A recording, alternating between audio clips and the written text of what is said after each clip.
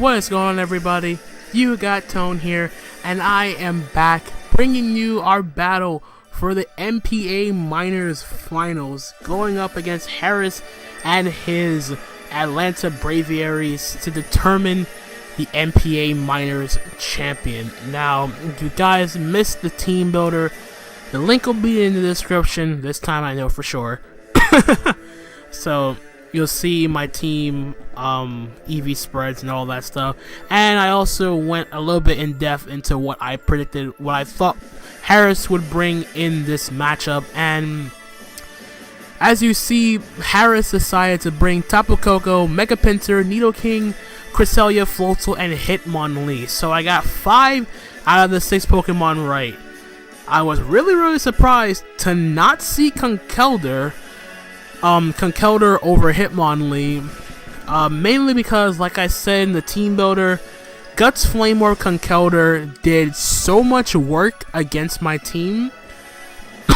Like, it literally did. So me not seeing Conkeldurr was a huge sigh of relief. It eased the pressure a little bit off of my Crobat, because I know my Crobat doesn't have to do double duty and checking both Conkeldurr and Mega Pinsir.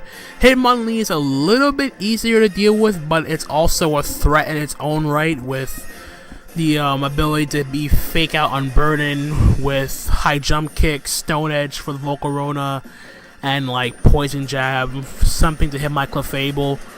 But he has the right amount of tools around Hitmonlee to make his team work. I figured he would go the offensive route just because it made the most sense against my team. So just for a brief rundown of this team that I brought, we have a bulky Quiverance, Cobra Berry Volcarona, support Lantern with Toxic and Heal Bell, a bulky Crobat with Taunt Toxic, a Stealth Rocking Mono Moonblast Encore Clefable, SD3 attacks Mega Scizor, and Choice Scarf Diggersby. So, in terms of a lead for me, I figured my best bet would be to try to go with Diggersby and go from there, because with Diggersby, his only switch into Diggersby is the Crest, and I figured he would try to get up rocks early with Nidoking, so I wanted to counter league that, lead up with Diggersby, and then force it out with like a return, or I'd go for a U-turn right away. So that being said, I'm gonna click play and we'll see if we pick up our first championship in league format. So what I'm gonna do is, like I said, I'm gonna lead off with my Diggersby here, and he is gonna end up leading off with Tapu Koko. Now, it was very enticing at this point to just stay in and click Earthquake, but I figured I'd go a little bit more safer, because I get the idea, I get the feeling he's not going to stay in. If he sees a Diggersby lead, he has to know I'm Scarf by now. So I'm going to click Return here, because he didn't bring Registeel, his normal resist has to be Crest. So I'm going to click Return here. He does go hard to the Cresselia here. I'm going to click Return, and that's going to do nothing. So what I do now is I'm going to go into my Volcarona, force the thing out. He goes for Moonlight here, it makes sense. So here's where I make a mistake, in a sense. So he goes hard Floatzel here, and I go for a Quiverance. Now, in the team builder, I made it perfectly clear that Volcarona was my win con. Now, under normal circumstances, this wouldn't be a bad idea, because now I'm +1 speed. I'm naturally now going to outspeed its Floatzel. Bug Buzz is going to do a crap ton of damage, or more or less knock it out, and Floatzel was a humongous threat to my team. But what's going to happen afterwards here is I'm going to click Bug Buzz, and he's going to go for Waterfall, and he's Scarf Floatzel, and more or less he also flinched me. Now, that flinch mattered quite a bit, because +1 Bug Buzz, he told me afterwards he was not bulk invested, so +1 Bug Buzz would have taken out Floatzel, and I was pretty much upset, because I now have a Volcarona at barely 30% HP, and I I got nothing out of the exchange other than I got nothing out of this because its Floatzel is still sitting in front of me. So I'm now forced to switch out my Volcarona because I still need Volcarona. It's one of my main ways of pressuring the Cresselia, and if I get to +1 or hopefully +2, I'm in a lot better shape than I was beforehand. So now I know he's Scarf Float, so I go hard to my Lantern. I'm gonna go for Waterfall here. What I do now is I should have went for Volt Switch, but I ended up clicking Scald here on the off chance he decided to go hard Nidoking to block my Volt Switch, but he just goes hard Crest, and I get the burn on the Crest. The one thing I did not want to do was burn the Cresselia. I wanted it poisoned. Nonetheless, it's not the end of the world because I still have my Volcarona, and more importantly, I have X-Scissor on my Mega Gallade, so it's not that big of a deal. So what I'm going to do here is I believe I went for Volt Switch. Okay, I went hard to my Clef. I remember now. As he goes for Toxic here. Because I kind of more or less expected the Toxic to come out at some point on the Cresselia because Lantern was my response for Coco, and if that thing's on a timer, then it's going to be a lot more difficult for me to deal with the Coco outside of just going to my Scarf Diggersby. So I go into my Clefable here, take the Toxic. I'm like, okay, that's perfectly fine by me. This gives me my opportunity to go for Stealth Rock here because it helps me tremendously against the Mega Pinsir. But here I'm going to get not pro played, but this one move slipped my mind, and he goes for Skill Swap. I'm like, oh, I screwed up because I'm not thinking of Skill Swap Cresselia in the back of my head, and I'm like, yeah, that makes perfect sense on Cresselia because my team relies solely on Bulk, and Clefable relies solely on its abilities and Magic Guard Unaware. If it doesn't have Magic Guard, I take damage from Poison, and Crest takes nothing from the burn damage. So even if I poisoned the Cresselia, I would have lost the exchange no matter what. So now I'm forced to switch out, and this Cresselia can more or less wall my Clefable, and not gonna lie, I only needed Clefable for Hitmonlee, but if I kept my Crobat alive, then I wasn't that much of an issue either. As long as I got my Stealth Rocks, that's all I cared about in this battle. So, but at the same time, I don't have Magic Guard anymore, I have Levitate, so I'm gonna be forced out here. But I'm going to stay in, go for an Encore, trying to hope he would to Encore him into Skill Swap, but he goes for another Toxic. So now he's Encoring the Toxic, and now he's going to make the play and go into his Nidoking. I'm going to double out into my Crobat. And here was the other issue with facing off against Harris's team. My Nidoking responses are very, very limited, if not non-existent in this matchup. Here's the thing though, if he's Scarf Nidoking, I do about half with Brave Bird if I calculate correctly, and Ice Beam would not take me out unless he crit me, and then I believe Crobat would die to Brave Bird Recoil. But at the same time, I don't have a switch in to Nidoking, so I'm gonna roll the dice here and hope he's not Scarf, or like Modest Scarf or something along those lines. So I'm gonna go for Brave Bird. I could have also sacked off Clefable here, but I decided to keep it around. He's not Scarf. He goes for Ice Beam. I live on 4%. That more or less looks like Life Orb damage, but I didn't want to risk my Crobat, so I'm gonna go hard into my Lantern here and to go for another Ice Beam. Does 14%. Now I know he's not Scarf, but the thing is he Life Orb? If he's not Life Orb, I know I can take an Earth Power from Nidoking even though I'm no longer at full HP. I believe the roll was like 75 to 87% with my investment, so I could be wrong in that regard. So I'm going to stay in here, click Scald. If I live the Earth Power, I take on Nidoking with Scald. That means, and since Nidoking was only potential rocker, I really don't see Stealth Rock Mega Pinsir being Stealth Rock Mega Pinsir. SD makes a lot more sense, especially since he's seen that I'm not unaware Clef. So I'm gonna stay in Scald. He goes for Earth Power, and he takes out my Lantern. And now it's just bad news for me because I now have no switch in Tapu Koko's Volt Switch or Thunderbolt or whatever the case may be. So now I'm on the back foot, down 6-5. I go with Mega Gallade here, knowing that he's not scarfed, as Crobat's already seen. So this is a free Zen Headbutt for my Mega Gallade. Even if he goes into Crest, I can just click Sword Stance.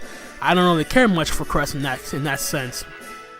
So he's gonna make a play, go hard into its Floatzel here on my Zen, as I Mega Ball go for Zen Headbutt, and I miss. So this Floatzel's already causing me more trouble than it's worth, because essentially this Floatzel should be dead.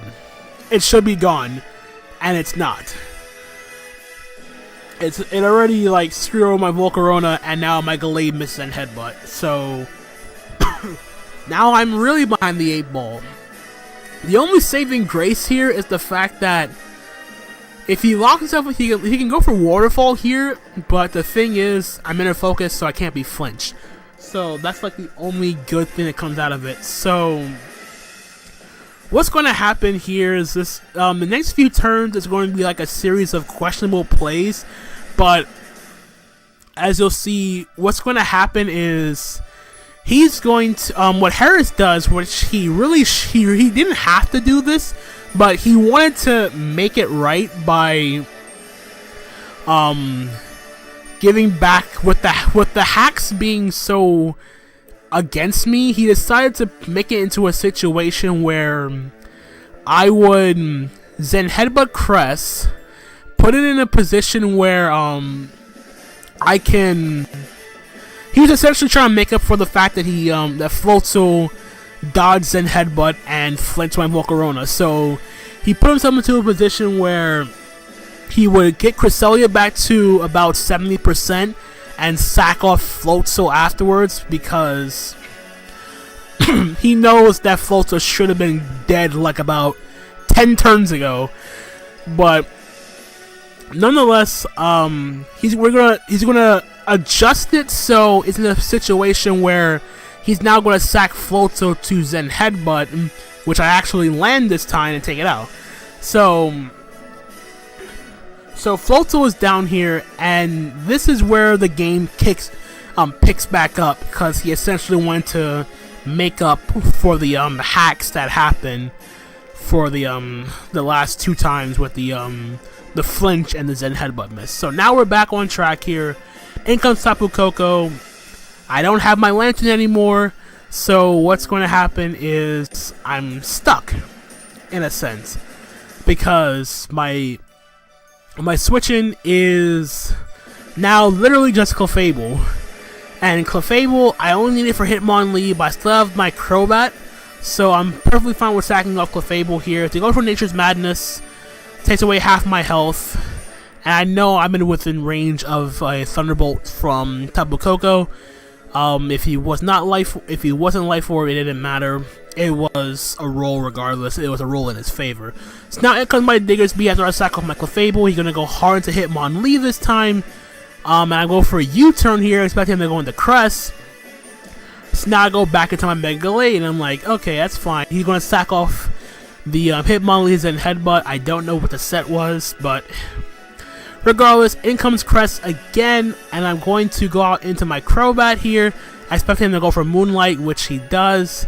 That was a bit of a risky play, because he easily could have just attacked me with Psyshock. He could have gone for Moonlight on my Diggersby lock into Earthquake, so that was also a possibility, but him going for Moonlight was more important because he needed Crest for my Diggersby and my Gallade and all that stuff.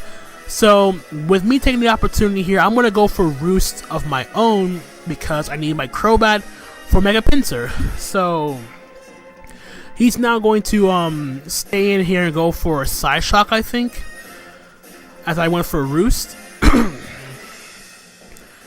Yeah, he went for Side Shock. So luckily for me, it doesn't take me out.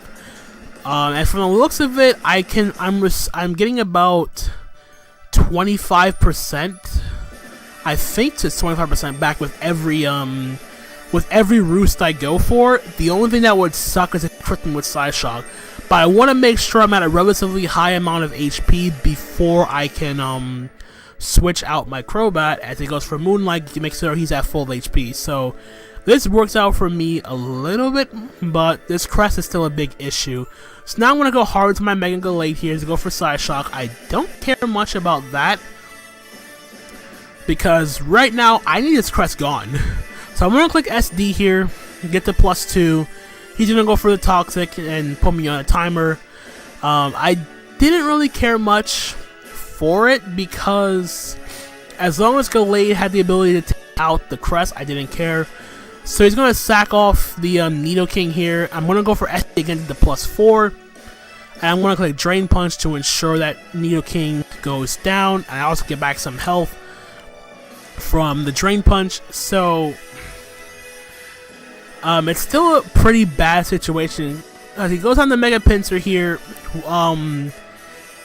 So the ideal situation was for me to just go out into my Crobat, but again, I make a misplay and I stay in. And he just go for Quick Attack. I don't know what my thought process was when I didn't switch out into Gallade. I think my thought process during that entire exchange was as long as my Crobat was around. As long as my Crobat was around to check Mega Pinsir, I would be fine, but it was more in my best interest to go hard into Crobat, because I did design to live Mega Pinsir's return plus Quick Attack. If I recall correctly, it does take both of them. And the only thing I really had to fear was Cresselia for the most part with Crobat. Volcarona could have roosted on Cresselia even if he had...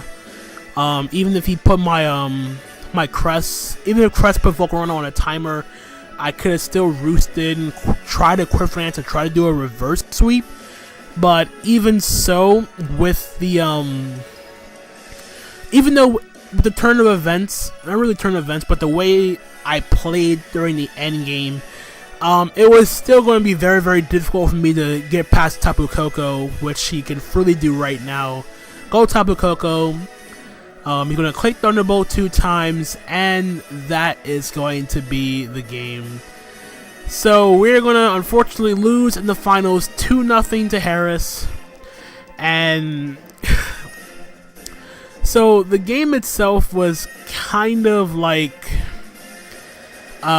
bittersweet maybe, but I know for the most part the end game, I played the last couple of turns very, very poorly.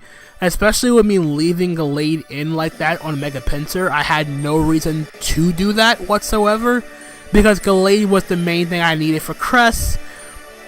Volcarona, I could have still had a chance to do a late game sweep with my Volcarona. I still had that in the back. So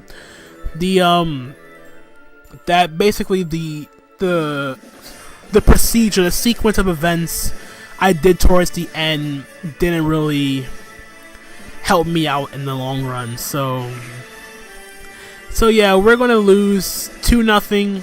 It was still a cool game. So congratulations to Harris, win the NPA minors. He had a phenomenal season. I also want to give props to him for going through all that trouble to make up for the hacks. Like it's very, very, it sucks a lot when hacks happens, especially in the finals, but I wasn't really expecting Harris to go out of his way to try to make it right.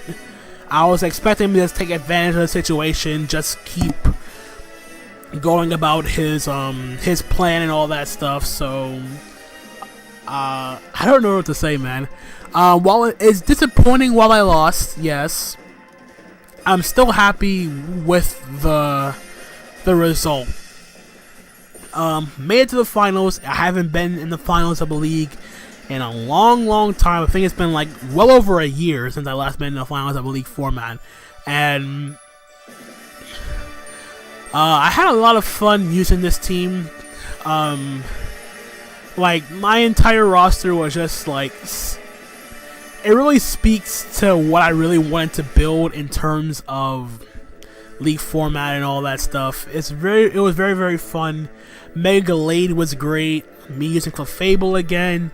I only got to use Vocal Runner 3 times, but it still was a threat, even though it only got those 6 kills way back in week 1, and that was it. I think the only real regret I have with this particular team was me getting a better steel type. Like, the Blade was fine, but I couldn't really bring it on a week-to-week basis. And then I got Aggron, and I never got to use Aggron, which was kind of hit or miss. But overall, I really loved using my team. I don't think I've ever drafted a team like this, ever. Especially considering this league was a 24-person draft, and I still got this. And then I picked up Tangrowth. I got Lantern from free agency. Those were both great additions to my team. I loved them both. I can't really complain about the result. I had an opportunity to win. Didn't happen this time, but I'm sure this won't be the last time I have an opportunity for a championship. But more or less, this is how it goes, man. Again, congratulations to Harris and the Atlanta Braviaries for winning the NPA Minors. He had a phenomenal season, 11-1 to end the season off. Like, what more can you say? At least the game was close. It wasn't like an overwhelming blowout. 2-0, I will gladly take any day of the week. And there's no shame for second place. I can't complain whatsoever about how the game progressed and all that stuff. So, yeah, that's gonna be it. The NPA Minors have now officially come to a close. This has been the last game for Sun and Moon Draft League format. In terms of Ultra Sun and Ultra Moon format on the channel, that will probably be going up. I'll probably start back up, like, I want to say late January. Who knows? Maybe something will happen before then. I don't remember the exact date and all that stuff, but this has been some year for the most part. I'm very happy with the last few months of my league format career. Made it to the finals here in the NPA Minors. Made it to the semifinals in the NPL. I feel like I can only get better from here. So, before I forget, quick shout-outs to everyone in the NPA Minors for going through this season. This was a lot of fun regardless. Shout-outs to Jodor for giving me the opportunity to even be in the minors to begin with. Although the Z-move rule, I do not like it. I will say that one thing. While it was fun to have every Pokemon eligible for Z moves, it was a very huge pain in the behind to prep for, and it really was. I'm not gonna lie. So I still had a lot of fun with the whole everything is Z eligible stuff. I got to use Flynium Z Crobat. I used Farium Z Musharna a while back. Farium Z Clefable a couple of times. So yeah, I can't complain, man. Can't complain. This has been some year, man. It really has, and I thank you all for joining me for this long, arduous road to the finals. But that is going to be it for me, guys. I hope you guys enjoyed. If you did, leave a like, subscribe, all that good stuff, because things can only get better heading into the year 2018, right? So, until then, guys, happy holidays, happy new year, and I'm going to catch you guys in 2018. So, peace out.